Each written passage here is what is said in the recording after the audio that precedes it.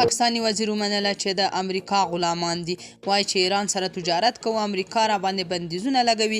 دا چې څنګه پاکستان د افغانانو ازار وهلی، نو جزئیات هم دلته وګورئ او چینل هم سبسکرایب کړئ. پاکستاني پوځ او په ټوله کې پاکستاني حکومت تل خپل خلک په دې غولولي چې ګنې دوی آزاد دي او څه چې وغواړي کولی شي.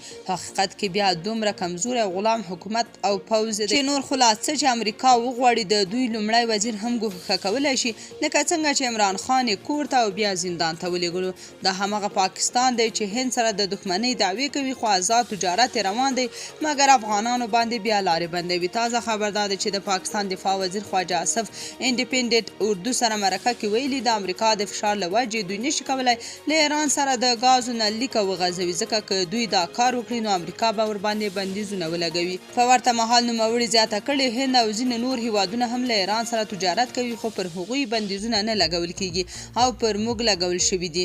دا زیاتی دی او له دې وضعیت څخه د وتلو لپاره باید یوه لاره ولټول شي.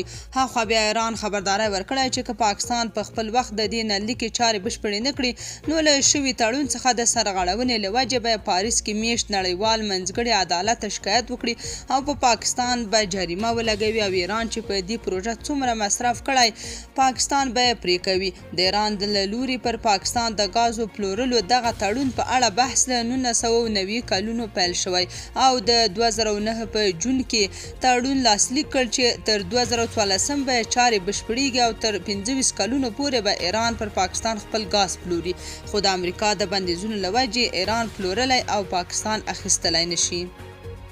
تاسو په دې اړه څه نظر لرئ؟ کومنټ کې شریک او چینل هم سبسکرایب کړئ.